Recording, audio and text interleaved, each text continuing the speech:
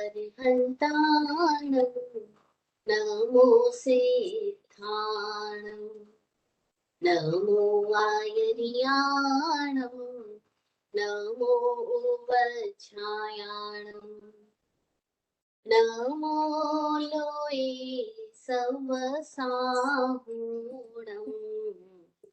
ऐसो पंचनमुक्कारो सर्व पावपनासनो मंगलानं च सर्वेषां परमं हवै मंगलम् परमं हवै मंगलम्।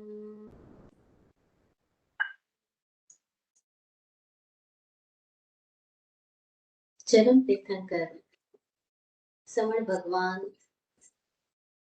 महावीर स्वामी को वंदन नमन।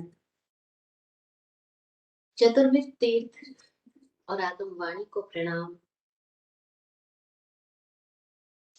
इस सृष्टि में सतत प्रत्यक्ष और अप्रत्यक्ष रूप से सहयोगी बन रहे षट जीव निकायों के लिए आभार आभार आभार। सद्गुरुदेव को वंदन, जिनकी वाणी ने, जिनकी उपस्थिति ने, जिनकी दृष्टि ने हमें रूपांतरित किया, हमारे भीतर बोधि बीज का जागरण किया। सद्गुरुदेव की कृपा सभी को प्राप्त हो और सभी अपने मोक्ष मार्ग पर गतिमान हो। आमीन। वाचक को मां स्वाति जी को प्रणाम। धन्य है उनकी प्रज्ञा, जिसने हमें एकदम संक्षिप्त में जैन दर्शन को समझने की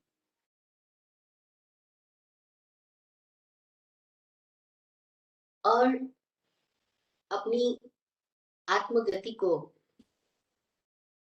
स्वाभाविक बनाने की प्रेरणा दी।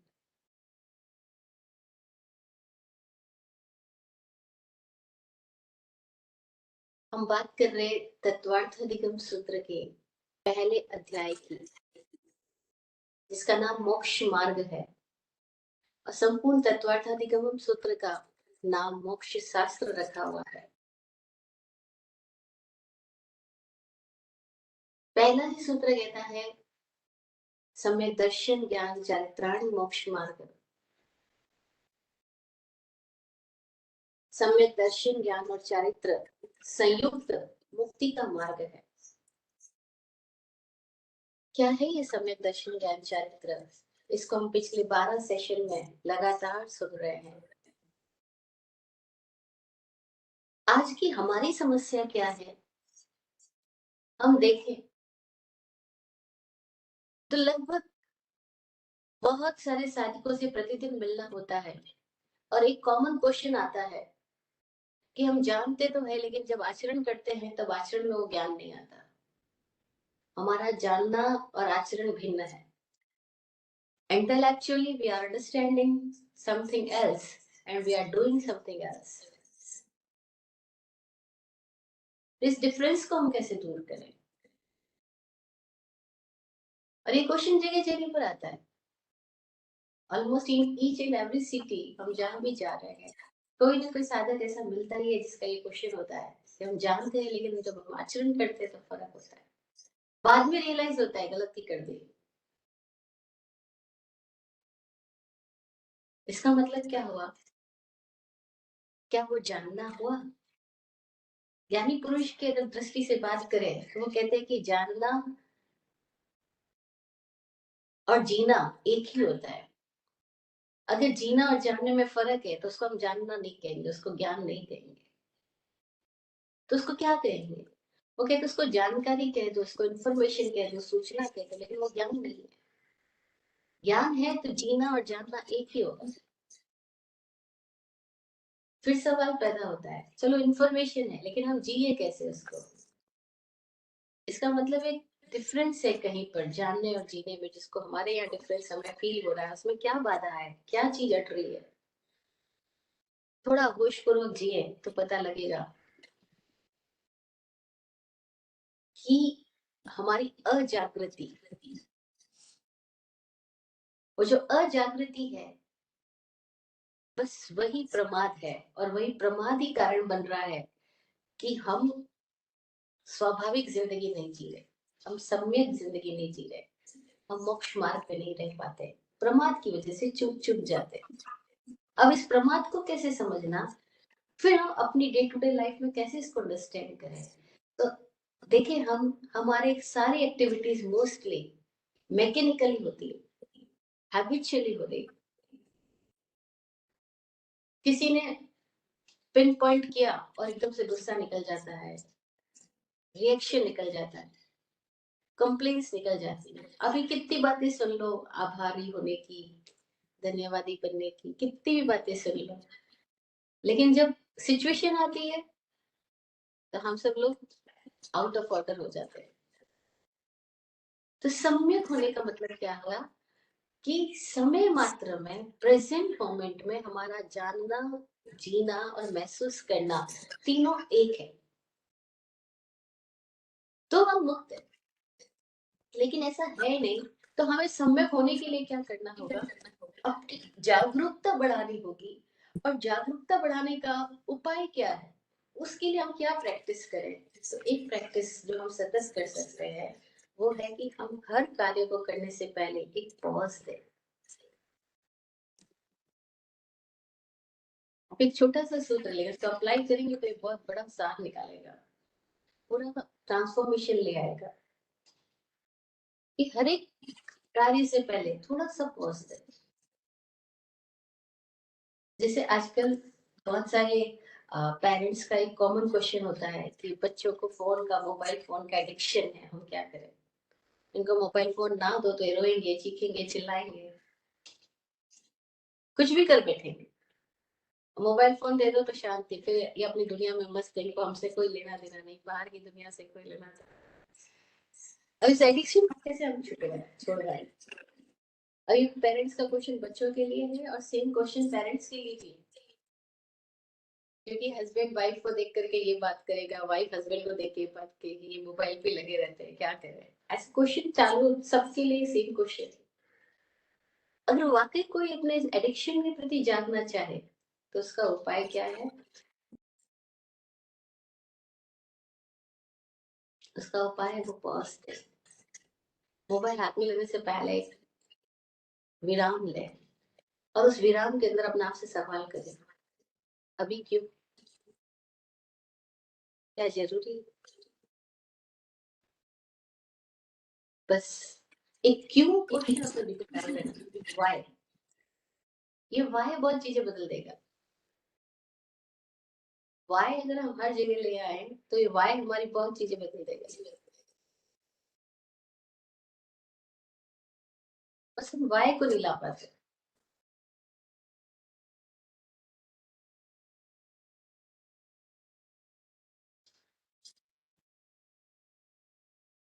बोलने की आदत, एक्स्ट्रा सोचने की आदत, और जहां भी एक्स्ट्रा सोचना है वहां हम अति में जाते ही संकेत नहीं लेते। और अति कितनी सोच लेते हैं, कोई एक बात बोलता है उसके बारे में 100 बातें सोच लेते हैं। कोई एक ख्याल आता है, उस एक ख्याल के पीछे न जाने कितने ख्याल आ जाते हैं, सैकड़ों, हजारों, चालीस ख्याल बुनते चले जाते हैं। एक पॉज देके सोचे, क्यों, मैं क्यों उसके लिए सोच रहा हूँ, क्यों उस दिशा में जा रहा हूँ। अभी क्यों आने के साथ ही क्या होगा, जैसे पॉज दिया और क्यों आया, अब हमारे भीतर अपने आप को लेकर के, अपनी हर एक्टिविटी को लेकर के जैसे एक पल के लिए भी जागरूकता आई, अब वो जागरूकता रूपांतरण ले आएगी। अवेयरनेस विल ट्रांसफॉर्म्स अस। इस अवेयरनेस के लिए ही सारी बात की जा रही है। ऐसे तो आज की दुनिया में किसको सलाह की जरूरत है, किसको उपदेशों की जरूरत है, सबको सब पता है। सबको सब पता है क्या करना क्या नहीं करना। अभी दूसरे को समझाना हो तो हमको कितना ज्ञान है, हमको बहुत ज्ञान है, किसी को भी देना हो, किसी को भी समझाना हो। पर when it comes two upon us, हमें अप्लाई करने की बात आती है, तब सब अज्ञानी हो जाते हैं। अज्ञानी और अज्ञानी में फर्क क्या है? अज्ञानी के पास भी उतना ज्ञान है जितना किसी ज्ञानी के पास होगा। फर्क केवल एप्लीकेशन का है। फर्क सिर्फ एप्लीकेशन का है। अज्ञानी के पास में सारी बातें, लेकिन जब उसके पास सिचुएशन आएगी, वो अप्लाई नहीं कर रहा है। और जब सिचुएशन आई वो अप्लाई भी कर रहा है, वो जो जान रहा है वो जो जी रहा है, दोनों एक ही बात हो गई। उसकी इंफॉर्मेटिव नॉलेज उसकी एक्टिविटीज में भी आ गई, उसकी लाइफ में आ गई, हर सिचुएशन में आ गई। बस तो हो गया, नहीं हो गया। हम सब बोलते हैं क्रोध करना बुरा है, लेकिन जब क्रोध आएगा, जब ईर्ष्या आएगी, जब शिकायत आएगी, जब द्वेष आएगा, जब अच्छा नहीं लगना आएगा, तो हम वैसी मोड पे चले जाएंगे, बस अच्छा नहीं लग रहा है। लेकिन अगर हम थोड़ा सा पॉज लेके खुद से पूछे वाई, क्यों, ऐसा क्यों हो रहा है, तो बस ये क्यों हमको बदल डालेगा।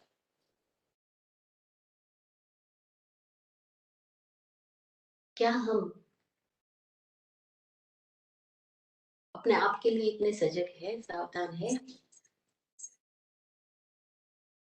कोई एक विरले है, कोई एक थोड़े लोग हैं जो खुद को लेकर के उतने सावधान है।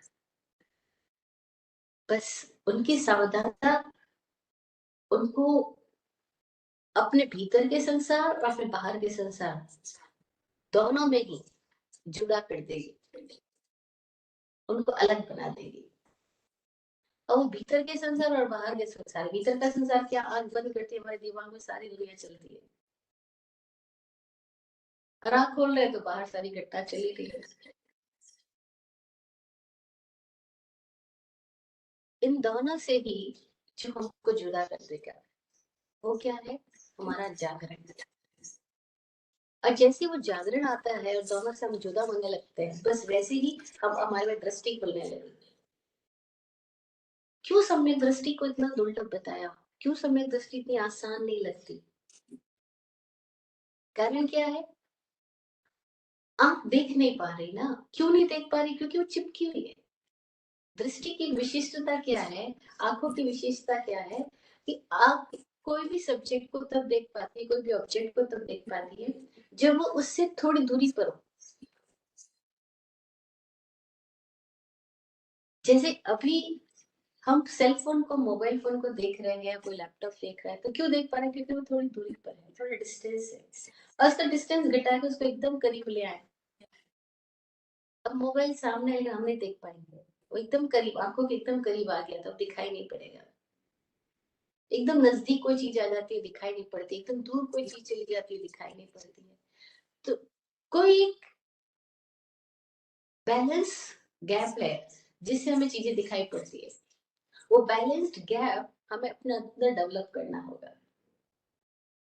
वो बैलेंस गैप डेवलप करने के लिए ही सारी प्रैक्टिसेस है। और वो प्रैक्टिसेस करनी होगी हमको, क्योंकि हम जिस तल पे खड़े हैं अभी, हम इतने बेभान है, इतने अनकॉन्शियस है, इतने मूर्छित है कि सब चीजें हमारे चारों ओर हो रही, सजगता नहीं है, इस वजह से हमें दिखाई नहीं पड़ रही।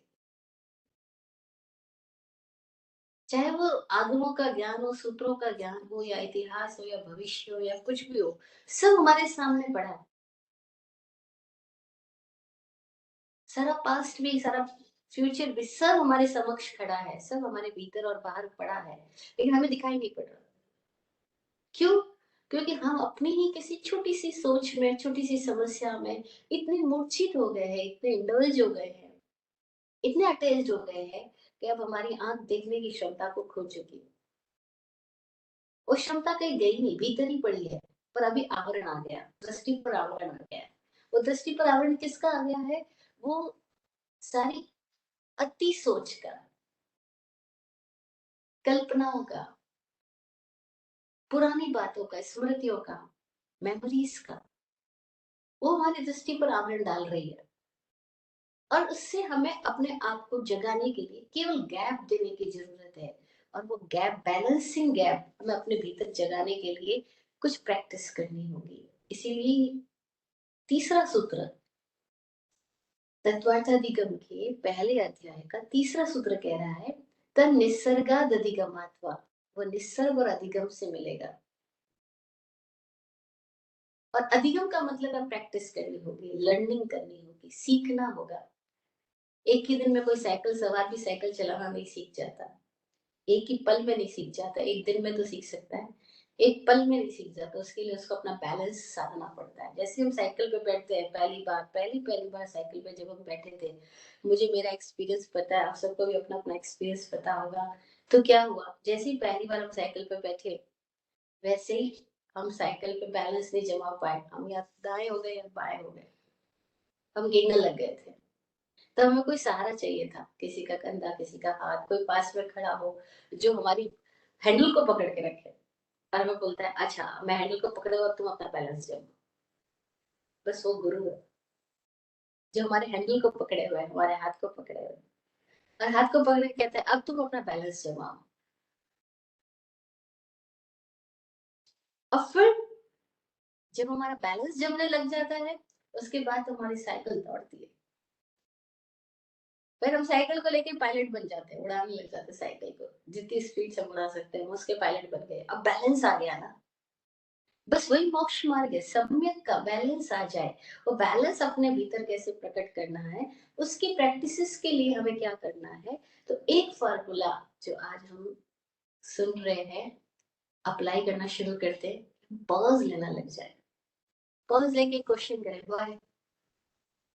फिर मोबाइल का एडिक्शन भी छूट सकता है, किसी भी तरह का एडिक्शन छूट सकता है, चाहे वो शराब का हो, चाहे वो ड्रग्स का हो, चाहे वो सिगरेट फूकने का हो, और चाहे वो बात बात पे बिना पूछे अपनी सलाह देने का हो, चाहे वो एक्स्ट्रा सोचने का हो, फ्यूचर को लेके, पास्ट को लेके, किसी भी घटना को लेके। एक ही सवाल, एक बार खुद को रोक करके पूछो, खुद को स्टॉप करके पूछो, व्हाई, क्यों, क्यों, इससे क्या हो जाएगा, क्यों, इससे क्या हो जाएगा। और ये बात हमें जगाएगी। जगाने के लिए कोई भी सूत्र काम दे सकता है। हम इस एक सूत्र की आज बात कर रहे हैं, क्यों, इससे क्या हो जाएगा, और थोड़ा सा जागरण आएगा। पहुंच देते ही हमारी बुद्धि जो किसी एक दिशा में बिना किसी समझ के बढ़ने जा रही थी, रुक गई। रुकते ही गाड़ी चलाने वालों के लिए गवर्नमेंट ने सड़कों पर स्पीड ब्रेकर लगा रखे, और कम से कम उन इलाकों में जहाँ भीड़ भाड़ काफी है। हाईवेज पे स्पीड ब्रेकर बहुत ही कम मिलेंगे। और जैसे सिटी के अंदर एंटर कर जाओगे, अब speed breaker, speed breaker, speed breaker. यानी जितने ज्यादा लोगों के साथ आप हो, जितनी ज्यादा एक्टिविटीज के साथ आप हो, जितने ज्यादा थॉट्स के साथ आप हो, जितने ज्यादा बोलने की आदत के साथ आप हो, वहां क्या करना, स्पीड ब्रेकर यूज करना। और जब हाईवेज पे चलने लग गए हो, अब कोई जरूरत नहीं, अब राजमार्ग पे आ गए हो, अब यहाँ बहुत जगह है, सब लोग दूर दूर है, वहां स्पीड ब्रेकर की ज्यादा जरूरत नहीं है, क्योंकि वहां आपके पास आपका अपना स्पेस जनरेट हो गया है। तो जब तक अपना खुद का स्पेस अपने भीतर जनरेट नहीं हुआ, तब तक स्पीड ब्रेकर की बार बार जरूरत है। और जैसे आपका अपना एक स्पेस बन गया, आपके भीतर बाहर एक गैप, एक बैलेंसिंग गैप डेवलप हो गया, अब स्पीड ब्रेकर की जरूरत नहीं है। क्योंकि अब आप हाईवेज पे चला सकते हो, और आप मर्जी से गाड़ी चला सकते हो, जितनी फुल स्पीड से चलाना चाहो चला सकते हो, क्योंकि आपका आप पर कंट्रोल आ गया। जब आपका आप पर कंट्रोल आ गया, अब आप कुछ भी बोल सकते हो, कुछ भी खा सकते हो, क्योंकि जो खाओगे उसकी एनर्जी को आपको कैसे यूज करना आपको आ गया है। जो बोलोगे वो कब कहाँ कैसे बोलना वो आपको आ चुका है। अब आप मोक्ष मार्ग पे हो, क्योंकि अब आप अपने आप में हो, अपने मालिक बन के चल रहे हो। अब डिफरेंस पैदा हो गया है। लेकिन जब तक ऐसा नहीं हुआ है, तब तक के लिए लगातार स्पीड ब्रेकर्स की जरूरत है। और अपनी स्पीड को कौन रोकेगा, खुद ही रोकना होगा। कोई आदमी एक लाइन बोल के चला गया आपको, और उस एक लाइन के ऊपर हमारे भीतर में कितनी बड़ी मूवी बन गई, कितनी बड़ी स्टोरी बन गई। और वो स्टोरी कहाँ से कहाँ जाती है। एक घर में मैं ऊपर गेस्ट थी, तो ससुर ने अपनी बहू को बोला,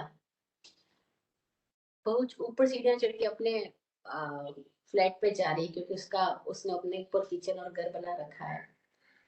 तो ससुर जी ने बोला, देख आम आए हैं, आम की पेटी आई है, जरा आम ले जाओ ऊपर, तेरे घर में वहां खाना। एक लाइन तो बोली और तो बड़ी सहजता से बोली, लेकिन बहू ने क्या रिप्लाई दी, मेरे मायके से खूब आए हैं, रहने तो अपने आप, हमें कुछ देने की जरूरत नहीं है, कुछ अपनी करुणा दिखाने की जरूरत नहीं है, हम सब जानते हैं आपका प्यार झूठा दिखा हुआ है, घर में गेस्ट आए तो उनके सामने कह रहे हो आम ले जाओ, कभी तो नहीं बोलते हो, ऐसा क्या वैसा क्या, ओ का इतनी सारी स्टोरी डेवलप हो गई। मैं हैरान हूँ, एक सेंटेंस के बाद में कितनी बड़ी मूवी बन गई। और उस मूवी का इम्पैक्ट कितना चलेगा। अब वो बोल करके वो भी दुखी रहेगी बोल करके, क्योंकि किसी को हर्ट किया है तो वो कुछ कुछ नहीं हो सकती।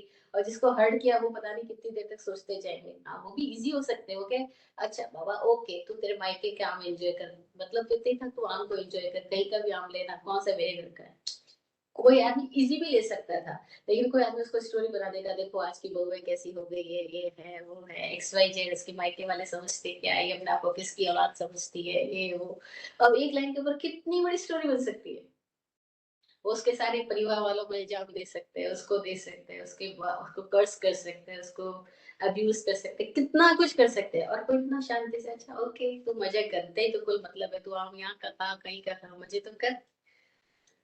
लेकिन मजे कर ऐसा नहीं सोचेंगे हम सोचेंगे अरे ऐसे ऐसे क्यों बोल दिया, मुझे क्या नीचा दिखाना चाहते हैं, बस हमारे भीतर घटनाएं बनती जाती है, वो जो स्टोरी माइंड में डेवलप हो रही है वो संसार है। और जो लोग बोलते हैं ना संसार त्यागना होता है, दीक्षा लेनी होती है, उसके बिना मुक्ति मुक्ति नहीं होती, वो कौन से संसार त्यागने की बात की जा रही है। वो जो अंदर स्टोरी डेवलप करने वाला संसार है ना, जो माइंड में हमारे भीतर एक स्टोरी पैदा होती है, हर एक बात के साथ, हर एक घटना के साथ, हर एक सीन के साथ। हमारी लाइफ में बाहर कोई सीन आता है, हमारे माइंड में कोई एक सीन जनरेट होता है, हमारे भीतर स्टोरी डेवलप होती है, बस वो संसार है। उस संसार को त्यागने की बात है, और त्यागना, त्याग हो ही नहीं सकता। त्याग यानी चरित्र तब तक आ ही नहीं सकता जब तक दृष्टि ना आए। दर्शन के बिना ज्ञान नहीं, और दर्शन और ज्ञान के बिना चरित्र नहीं। ना दंसनस्य नाणम, नाणेन विना न हुन्ति चरण गुणा, अगुणस्य नत्थि मोक्षो, नत्थि अमोक्षस्य निब्बानम।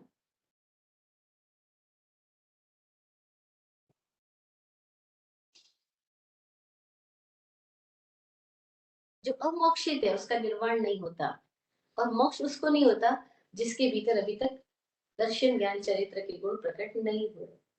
अब दर्शन ज्ञान चरित्र हमारा स्वभाव है, लेकिन फिर आवृत क्यों है, क्योंकि दृष्टि की इतना नजदीक सारी चीजें ले आए, हम गैप नहीं डेवलप कर पाए। और गैप डेवलप करने के लिए एक पॉइंट है, हम पॉज देना सीखें, क्यों पूछना सीखें, खुद से पूछे क्यों। दूसरा, अब ये भी बात हर बार लगातार हमें याद नहीं आती तो हम क्या करें, तो एक और प्रैक्टिस, कि कम से कम 1 घंटा अपने आप के साथ बैठे।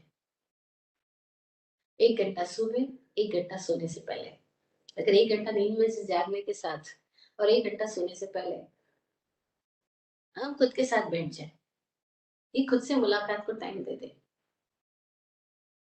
उस 1 घंटे में हमारे भीतर ही क्यों पैदा करें हम, खुद के प्रति क्यों पैदा करें हम, क्यों है ये, क्या है ये, कैसे है ये। अब ये सवाल खुद के ही भीतर जब पैदा होने लगे, और हम इसके साथ 1 घंटा सुबह 1 घंटा रात देने लग जाए, तो 1 घंटे का खुद के साथ किया गया, खुद के पास बैठा गया, खुद को दिया गया समय हमारे भीतर वो स्थिति लाएगा, क्योंकि ये अधिगम है, लर्निंग है, और कोई भी चीज लर्निंग के लिए हमें उसको टाइम देना होता है, फोकस करना होता है। आप अपने बच्चों को स्विमिंग क्लास भेजते हो, डांसिंग क्लास भेजते हो, स्कूल भेजते हो, हर जगह पर उसको भेजते समय क्या बोलते हो, कि जो भी वहां हो रहा है टोटली फोकस्ड होकर के तुझे वो चीज सीखनी है। ध्यान से सुनना, ध्यान से पढ़ना, ध्यान से देखना, ध्यान से स्विम करना, हर काम के लिए हमें क्या करना होगा, वहां अपने आप को प्रेजेंट रखना होगा। हम प्रेजेंट है और अवेयर है, पूरी फोकस्ड है, तो हम जहां भी बैठे वो चीज हम लर्न कर रहे हैं, वो चीज हम सीख रहे हैं। तो अगर खुद को खुद से को सीखना है, मैं क्या हूँ ये जानना है, खुद को सीखना है, तो हमें क्या करना है? ये स्व की यात्रा है। धर्म स्व की खोज है। धर्म स्व को जानने की बात है। और जैसे ही स्व को जान लिया, फिर कोई पर बचा ही नहीं। पर पाषाण आकर्षण तब तक ही है जब तक स्व में आए ही नहीं। एक बार स्व में आ गए तो पर पाषाण आकर्षण खत्म, फिर पर बचा ही नहीं। फिर पर पाषाण संबंध स्थापन खत्म, क्योंकि पर बचा ही नहीं। संबंध किससे बनाओगे? संबंध बनाने के लिए कोई दो तो चाहिए, लेकिन दो ही नहीं बचेगा। लेकिन ये कब स्थिति आएगी? उस स्थिति में आने के लिए बातें तो हम कर लेते हैं। अरे महर्षि रमन से किसी ने पूछा कि हमें दूसरों के साथ कैसा व्यवहार करना चाहिए। अब महर्षि रमन वो अपनी स्थिति में खड़े हैं, मौजूद है। वो बोलते हैं दूसरा कौन है? There is no other. दूसरा कोई है ही नहीं।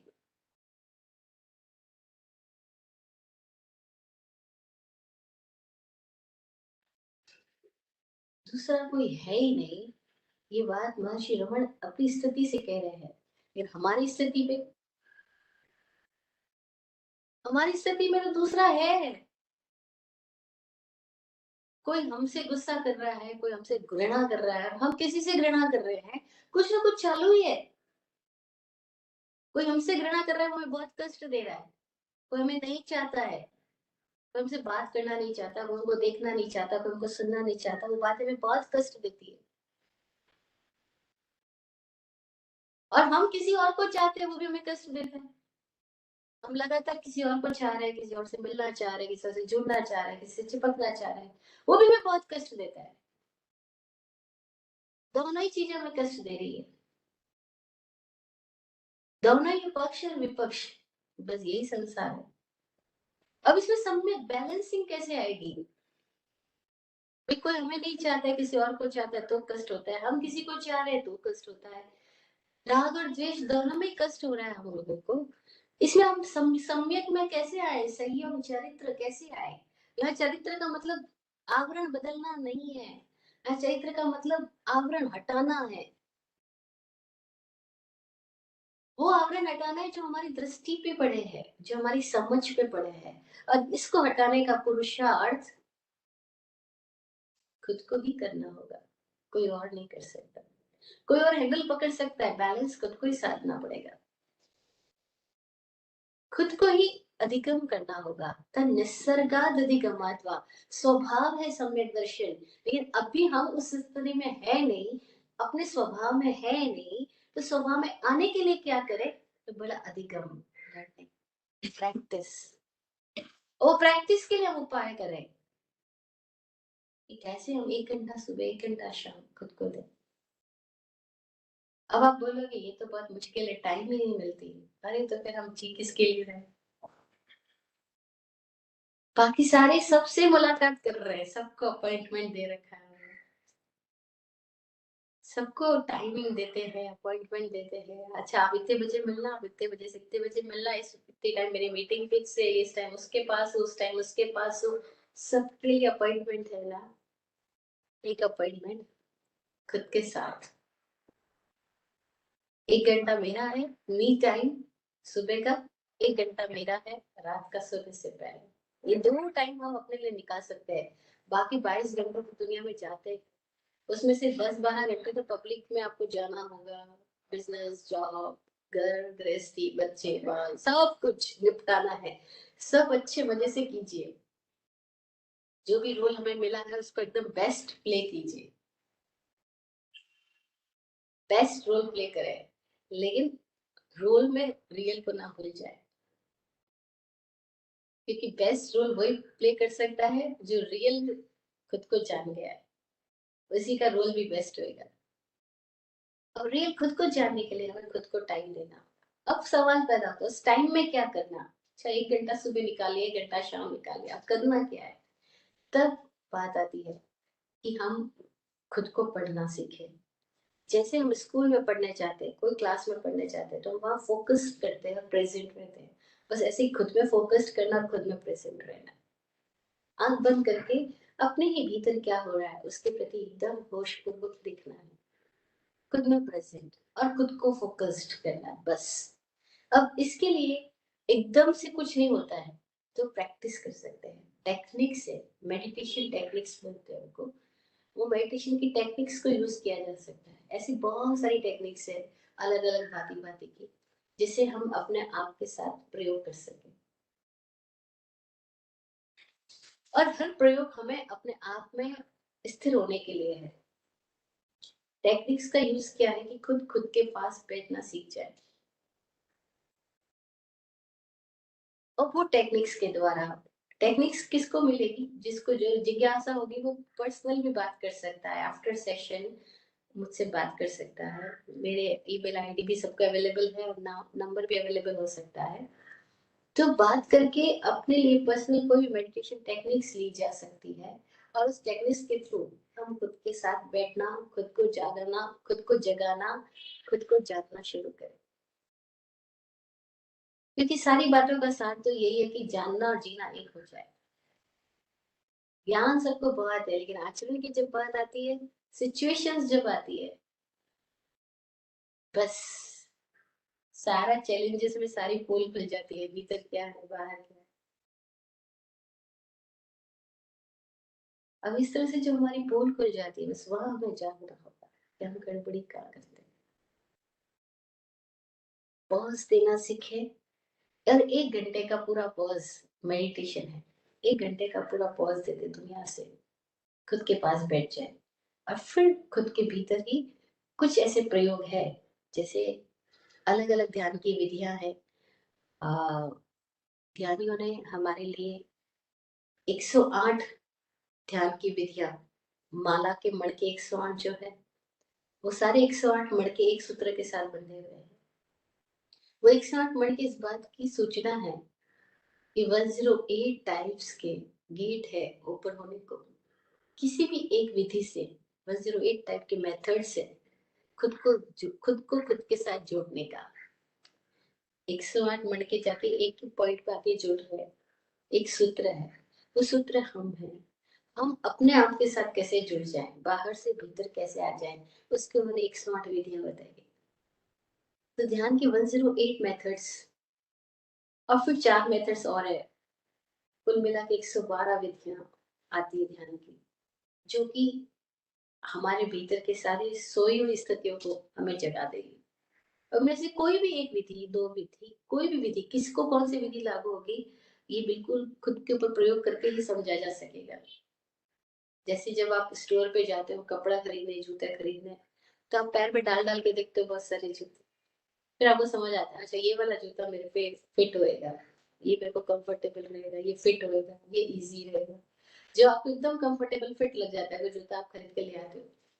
अब वहाँ बोलो नहीं मेरे को इतना टाइम नहीं, मेरे को तो बस कोई भी एक जूता दे दो और मैं ऐसे चला जाऊँगा, ऐसा कोई नहीं करता। हाँ।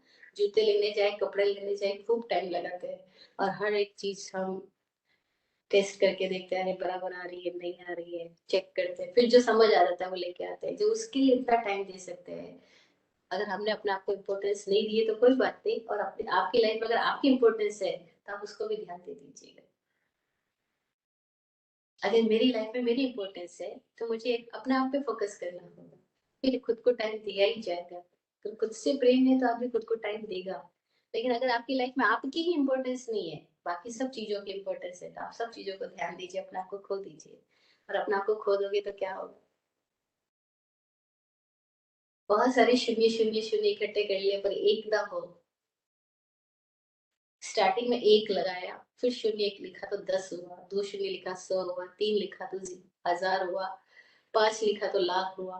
लेकिन अगर आपने 1 ही हटा दिया, फिर कितने भी शून्य इकट्ठे कर लो, क्या इम्पोर्टेंस? वो एक ये है, ये जीवन,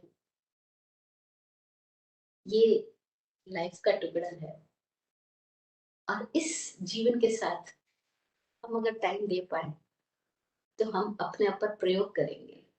फिर प्रयोग करके हमें लगेगा अच्छा ये मेरे लिए कंफर्टेबल हो रहा है, ये मेरे को ठीक लग रहा है, इसके साथ मेरा बैलेंस सध रहा है। बस जब बैलेंस सधना शुरू हो जाए, अब उस बैलेंस के साथ आगे बढ़ो। तो एक एक घंटा हम अपने भीतर बैलेंस को साधने को देंगे, वो बैलेंस करने लगेगा। सम्यक दर्शन ज्ञान चारित्राणी मोक्ष मार्ग, वो जो सम्यक है, सबसे महत्वपूर्ण चीज वो सम्यक है, यानी बैलेंस। सम्यक का मतलब है ना लगाव में गए, ना दुराव में गए, ना किसी विरोध में गए, ना किसी के अंधे अनुयायी बने। दो तरह के लोग होते हैं। जैसे हम दरगाह जाते हैं तो लोग सब अपनी अपनी बातें करते हैं, अपना अनुभव शेयर करते हैं। तो मोस्टली दो तरह के लोग मिलते हैं। एक वे जो धर्म, गुरु, संप्रदाय, सब परंपरा इन सब से लगाव रखते हैं, और एक वे लोग होते हैं जिन्हें सब के उखाड़ उखाड़ करते हैं। वो कहते हैं सब फेक है, सब फालतू है, सब ये है, सब वो है, सब पाखंडी है, सब ऐसा सब वैसा। अभी एक तरफ तो लोग विरोध के हैं, एक तरफ के लोग एकदम अंधे भक्तों के सुबह उठते ही चालू हो जाएंगे अपनी परिपाटियां पूरी करना, है ना, नियम रिवाज पूरे करना। अब दो तरह के लोग मिलते हैं। अक्सर क्या होता है, दोनों तरह के लोगों के अंदर में अपनी अपनी बात को लेकर के पकड़ है, अपने अपने अनुभवों को लेकर पकड़ है। दोनों ने ही शोध बुद्धि पैदा नहीं की है। विरोध है लेकिन शोध नहीं है, लगाव है लेकिन खोज नहीं है, शोध नहीं है। विराट गुरु जी क्या करते कि शोध पैदा करो, विरोध नहीं। अगर कोई रिवाज है तो उसमें भी शोध लाओ, क्या है, क्यों है, क्या उपयोगिता है, इससे क्या अच्छा हो रहा है, क्या बदलाव हो रहा है। आप किसी को कुछ पैसा देते हो और उसके बदले में कोई सामान लेते हो तो सौ सोचते हो ये सामान इस पैसे के अनुरूप है कि नहीं है। जो मैं पैसा दे रहा हूँ सामान अनुरूप है कि नहीं है। कितनी सर्च करते हो, ये कपड़ा कितना चलेगा, ये कार कितनी चलेगी, इसका क्या होएगा, उसका इंजन का क्या होएगा, 100 क्वेश्चन करते हैं हम। एक कार खरीदनी हो तो सैकड़ों कार देख लेते हैं, एक कार के लिए कितनी शोध करते हैं। लेकिन अपने जीवन के लिए, अपने आप के लिए, अपने दिलो दिमाग के लिए कोई शोध ही नहीं है। क्रोध है, विरोध है, लगाव है, लेकिन शोध नहीं है। और सम्यक होने के लिए शोध नहीं होगा, बिना शोध के बैलेंस कहाँ निकालोगे। लगाव में भी सम्यक नहीं है, विरोध में भी सम्यक नहीं है। सम्यक वो है जिसके भीतर शोध है, खोज है। हम खोज रहे हैं अपने बैलेंस को, मेरा क्या, मैं कहाँ हूँ, मैं अपने भीतर में कहाँ खड़ा हूँ। तो पता लगेगा कि आप अपने में हो ही नहीं, मैं मुझ में हूँ ही नहीं। तो मेरे में क्या है, मेरे में दुनिया भर के लोग खड़े हैं, मेरे में दुनिया भर की बातें खड़ी है, मेरे में दुनिया भीड़ इकट्ठी है, लेकिन मैं कहाँ। कल एक बुजुर्ग महिला से मेरी बात हो रही है, और वो महिला 80 साल के करीब होने को आ रही है ना। और कहती है मुझे अभी समाज से बहुत भय है, परिवार से बहुत भय है, अपने बड़े बुजुर्गों से बहुत डर है। और तुम तो 70 क्रॉस करके 80 में जा रही हो, तुम्हारे घर में तुमसे बड़े बैठे, अच्छी बात है, लेकिन तुम्हें उनसे डर क्यों है। बोले नहीं नहीं, मैं ये पहनूंगी तो चार लोगों में क्या अच्छा लगेगा नहीं लगेगा, ये करूंगी तो अच्छा लगेगा नहीं लगेगा, वहां जाऊंगी तो अच्छा लगेगा नहीं लगेगा, मुझे सबसे डर है। मैं कहती बेईमान को डर होता है, ईमानदार को डर नहीं होता है, आपको डर क्यों आ रहा है। बोले आप कैसी बात कर रहे हो, बेईमान ईमानदार, आप कुछ भी कह दो, डर तो मुझे लगता है, इसका मतलब है कि आप ईमानदार नहीं हो, आप भीतर बाहर एक नहीं हो। बोले हो ही नहीं सकते, हमारी इच्छा कुछ और है, परिवार के लोगों की इच्छा कुछ और है, हम ईमानदार कैसे हो सकते हैं। फिर हमें हर काम चुपके चुपके करना होता है, डर डर के करना होता है। अब जो डर डर के कर रहा है वो कितनी भी समय की करे, कितनी पूजा पाठ करे, कितने व्रत उपवास कर ले, उतना ये तो होंगे 75 साल से जो ऊपर हो रहा है उसने कितना सब कुछ किया रहेगा, लेकिन सब व्यर्थ हो रहा है, क्योंकि अंदर की स्थिति देखो तो डर डर के जी रहे हैं, झूठ के जी रहे हैं, बनावटी के जी रहे हैं।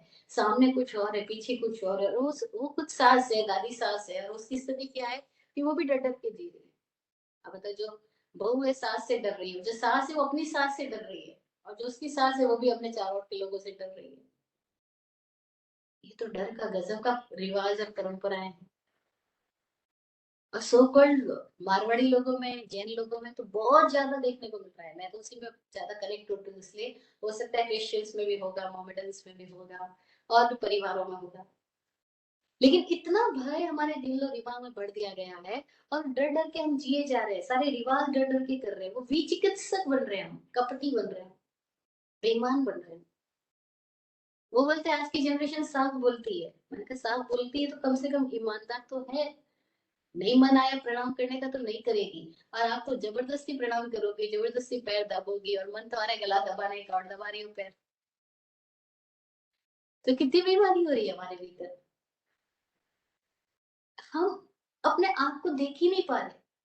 क्यों नहीं देख पा रहे कि हम कहाँ अटक गए, कहाँ बेईमान हो रहे हैं, कहाँ भीतर बाहर फर्क आ गया, कहाँ बैलेंस खत्म हो गया, वो क्यों नहीं देख पा रहे? क्योंकि खुद के पास ही नहीं बैठे कभी।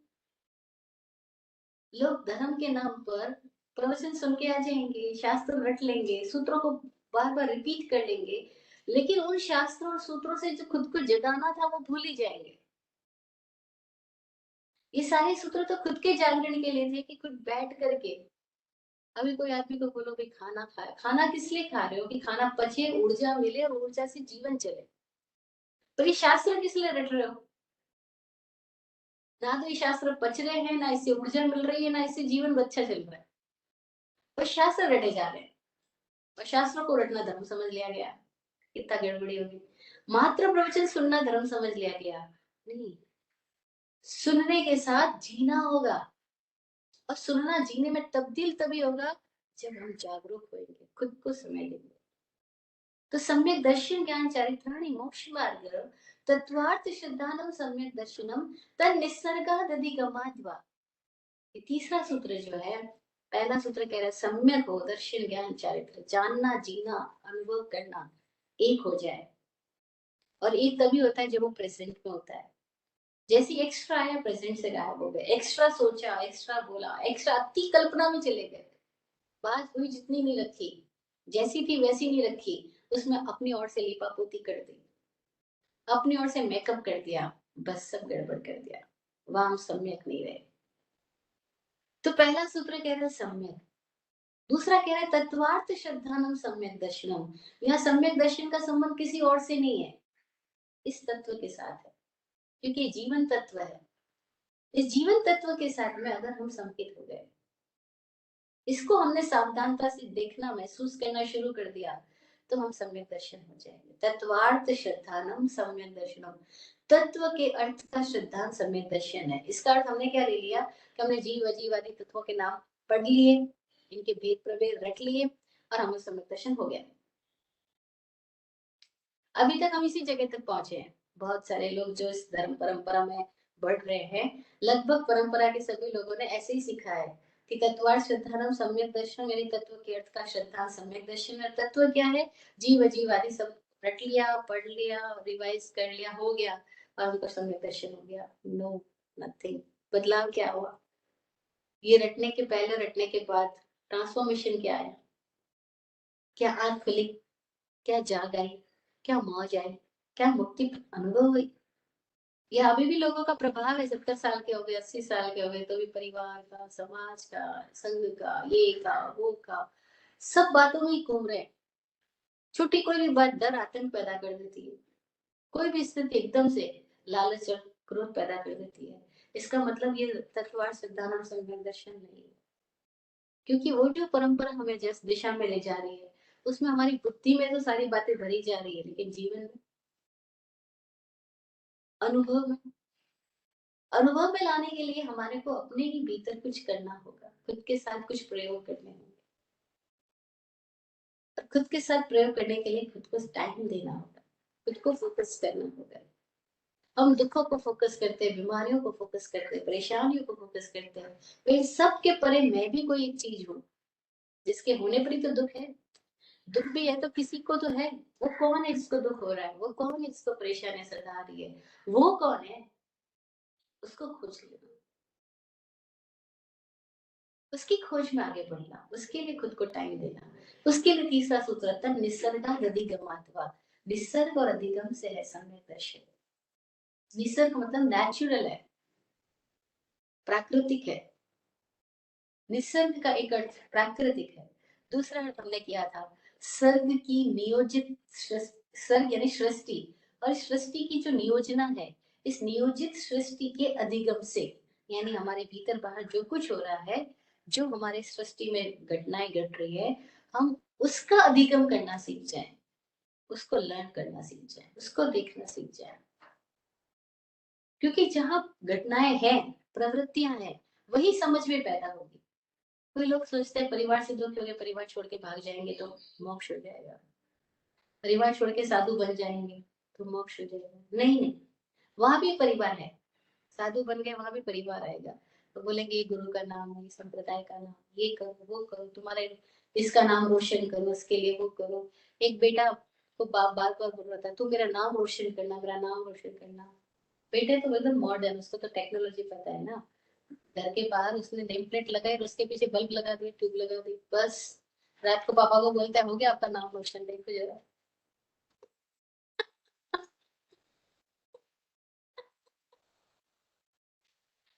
हम भी तो ऐसे ही कर रहे हैं।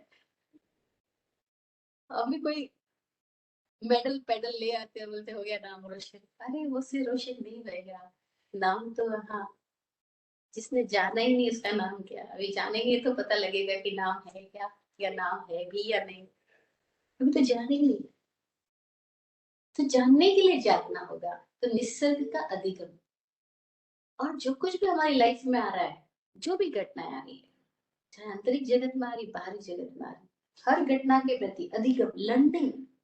एक ही चीज हो जाए, मुझे जाग के देखना ये है क्या, ये क्या है, क्यों है, कहाँ से आया है। ये बेसिक सवाल है। अगर हम इस बेसिक सवालों के साथ चलने लगे, ये क्या है, क्यों है, कहाँ से है, किधर जाना है। अब चाहे वो मैं हूँ, चाहे वो मेरे भीतर आने वाले विचार है, और चाहे मेरे जीवन में आने वाली परिस्थितियां है, ये क्या है, क्यों है, कहाँ से आई और किधर ले जाने वाली है। झांक के देखना होगा, क्वेश्चन करना होगा। To learn is to question. कुछ सीखना है तो कुछ पूछना होगा, पूछने से सीखने में जाएंगे। पूछना शुरू करें। आचार्य सूत्र की शुरुआत पूछने से होती है। ये वह साधक पूछ रहा है, मैं कौन सी दिशा से आया हूँ, पूर्व पश्चिम उत्तर दक्षिण, ऊपर या नीचे, कौन सी दिशा से आया हूँ। और जो आया है वो कहीं जाएगा भी, तो किधर जाएगा। क्यों पूछा जा रहा है कौन सी दिशा से आया हूँ, क्योंकि हर व्यक्ति एक ही जगह से नहीं आया है।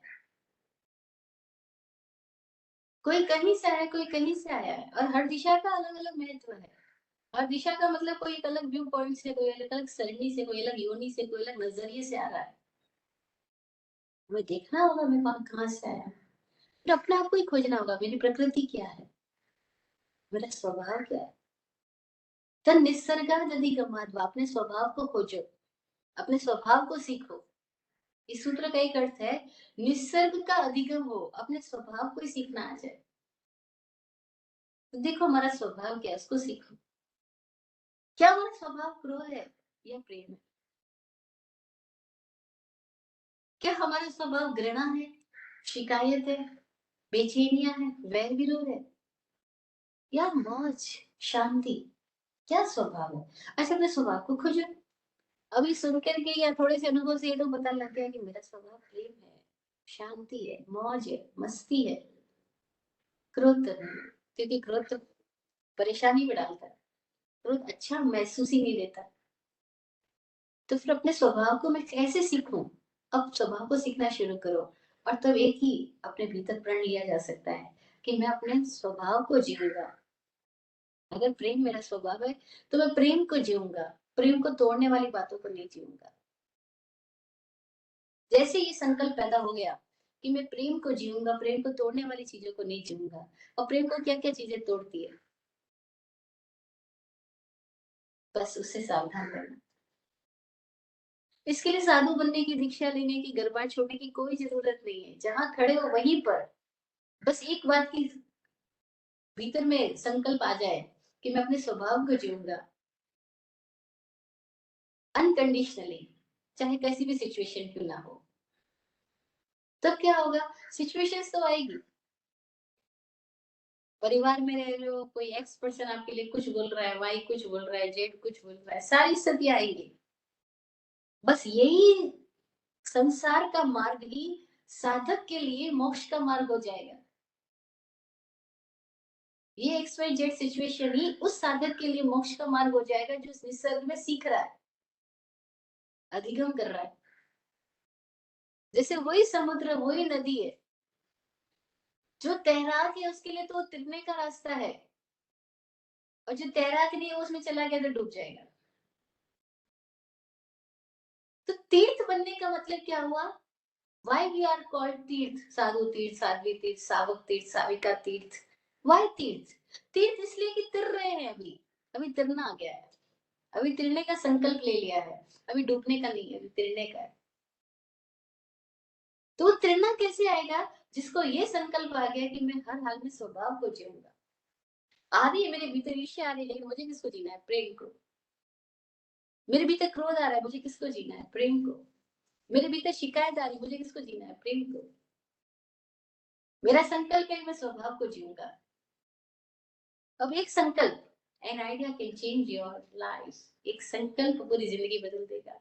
One determination, only one commitment with oneself, with our self. खुद के साथ एक कमिटमेंट कर लो।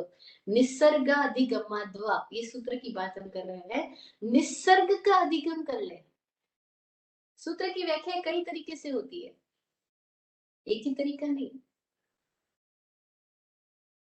सारी व्याख्याओं का सार एक ही है, सारी विवेचना, सारे विस्तार का सार एक ही है कि हम कैसे मुक्त हो जाए, बस। अब जैसे ही मुक्त होने लगेंगे का मतलब क्या हुआ? कि संसार में, लेकिन आप समुद्र में तैर रहे हैं, डूब नहीं रहे। नदी में लेकिन तैर रहे हैं, डूब नहीं रहे। सिचुएशन छोटी है या बड़ी है, किसी भी सिचुएशन के साथ में हम पीड़ित और परेशान नहीं हुए। किसी भी सिचुएशन के प्रभाव में जाकर के हम पक्ष और विपक्ष में नहीं गए, हमने उसमें भी बैलेंस साध लिया। वो जो बैलेंस साधना है, दैट इज सम्यक, संयम। वो बैलेंस हम अपने भीतर सतत साधते जाए, इसके लिए आज हमने कुछ बातें करी। एक बात यह कि कैसे हम पॉज देना सीखें और पूछना सीखें क्यों, वाई। वाई, क्यों कर रहा हूँ? चाहे मोबाइल ही उठा रहा हूँ, क्यों उठा रहा हूँ? चाहे आदतन कोई भी खाना खा रहा हूँ, आदतन कुछ भी बातें कर रहा हूँ, आदतन कुछ भी कर रहा हूँ, आदतन मूवी देख रहा हूँ, टीवी देख रहा हूँ, क्यों? एक सवाल। और एक सवाल रोकेगा खुद को, बदलेगा खुद को। बार बार बार बार बार बार पूछते जाए। भगवान ने तो उसको समाचार ही बोला, आप पूछना पड़ी पूछना। कि साधु का उत्कृष्ट आचार है, समाचार यानी उत्कृष्ट आचार है वो आप पूछना करे, पड़ी पूछना करे, बार बार पूछे। एक बार पूछे, दोबारा पूछे, पूछना बदलेगा। पॉज देना सीखेंगे। और दूसरा, 1 घंटा सुबह, 1 घंटा रात पॉज दे। खुद को टाइम दे, खुद को सीखे, खुद को फोकस करे, स्वाध्याय करे। स्वाध्याय का मतलब किताब पढ़ना नहीं, स्व अध्याय, खुद का अध्याय करना है। तो आंख बंद करके खुद के साथ मुलाकात करें, इस इकाई को महत्व दे, जीवन की ये जो इकाई है इसको महत्व दे, तो हम जीव तत्व तक पहुंचेंगे। चौथे सूत्र में हमें जाना है, लेकिन चौथे सूत्र की बात शुरू कैसे करें? जीव अजीवादी तत्व में जाना। तत्व का विज्ञान प्रकट होगा, लेकिन कैसे प्रकट होगा? बाहर शब्दों से तो हम इतनी बार सुन चुके हैं, कोई नई बात नहीं है। अगर मैं कोई बातें कहने जा रही हूँ, जीव अजीवादी तत्व है, ये सब बातें आप जो लोग कनेक्टेड है इस परंपरा के साथ में, उन्होंने सबने सैकड़ों बार सुनी है, रटी है, पढ़ी है। लेकिन हम उसी यात्रा पे नहीं जा रहे। हम अपने भीतर एक गहराई में, आप कह दो उसकी ऊंचाई में जाना चाह रहे हैं। और जो ऊंचाई पे बढ़ना चाह रहा है, उसको कदम कदम पे दम भर करके अपने आप को स्थिर करते हुए धैर्य पूर्वक ऊपर उठना होगा। धैर्य पूर्वक ऊपर उठने का नाम तन निसर्गाद अधिगम। इस निसर्ग का अधिगम करते जाए, अपने प्रेम का अधिगम करें। मैं प्रेम को ही सीखूंगा, हर हाल में प्रेम को ही साधूंगा। कोई एक ही संकल्प कर ले। जैसे आप साधु लोगों के पास जाते हो, मना सब लोग बोलते हैं आपको, कांदा छोड़ दे, आलू छोड़ दे, लहसुन छोड़ दे, रात को खाना छोड़ दे, वो छोड़ दे। आप कहते अच्छा ठीक है, ठीक है, ठीक है, कुछ कुछ नियम लेके आते हो। वो सब नियम कुछ भी नहीं है। एक ही नियम साध लो कि मैं अपने स्वभाव को जीऊंगा, बस। हर हाल में स्वभाव को जीऊंगा, हर हाल में प्रेम को जीऊंगा। वो हर हाल में जो प्रेम को जीने वाला व्यक्ति है, वो बदल जाएगा। तो उसके शरीर में बीमारी भी आ गई तो वो बोलेगा मैं इस शरीर का भी प्रेम करूंगा। शरीर को भी प्रेम से देखूंगा, शरीर को भी प्रेम से रखूंगा, तो क्या होगा, वो अपने शरीर को फोकस करने लगेगा, शरीर में रिलैक्स्ड होने लगेगा। जब हम प्रेम में होते हैं किसी के साथ में तो क्या करते हैं, जिसके साथ हम प्रेम में हैं हम उसको फोकस करते हैं और उसके साथ रिलैक्स फील करते हैं, यही तो करते हैं भाई। लड़के लड़की को जब प्यार हो जाता है वो एक दूसरे को कंप्लीट अपना टाइम देना चाहते हैं, फोकस देना चाहते हैं और एक दूसरे के साथ रिलैक्स में रहना चाहते हैं कि कोई विचार ना आए, कोई दिन दुनिया बीच में ना आए, कोई स्ट्रेस बीच में ना आए, बस हम प्रेम से एक दूसरे को जिए। बस ऐसा ही प्रेम खुद के साथ शुरू हो जाए। निस्सर्ग हमारा स्वभाव, हमारा प्रेम है, शांति है, घृणा क्रोध बैर विरोध तो नहीं। तो फिर उस प्रेम को जीना शुरू कर दे, तब निसर्गा अधिगमाध्वा, अधिगम करे। बस बस निसर्ग का अधिगम करते करते ये संकल्प अगर कोई पूर्णता से इसको साधना शुरू कर दे, एक संकल्प ही एन आइडिया कैन चेंज, एक संकल्प पूरी लाइफ को बदल देगा। और फिर क्या होगा, हम तैरने लग जाएंगे, डूबने वाले नहीं तैरने वाले, तीर्थ हो जाएंगे। तीर्थ हो जाए तो तैर रहा है वो मुक्त है। बस मोक्ष मार्ग के लिए सारी बात है, हर पल हर क्षण मुक्त होते जाए, यही भावना सबके लिए। किसी को कोई जिज्ञासा है, कुछ पूछना है तो पूछ सकते हैं। विभूषी जी, ये सेशन एंड होने के बाद दूसरा रिकॉर्डिंग शुरू करेंगे वो क्वेश्चन के लिए। ठीक है, तो अभी आपको अगर आपको ये खत्म करना है तो ये खत्म कर दें, फिर क्वेश्चन पूछ लेंगे।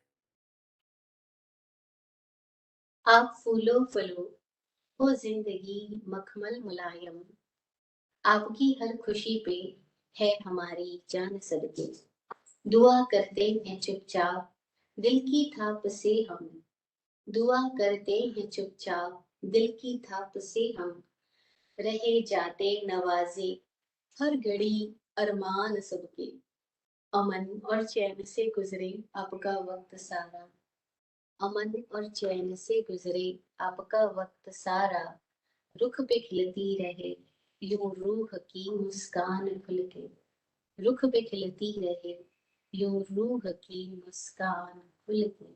जय हो, सब मंगलमय।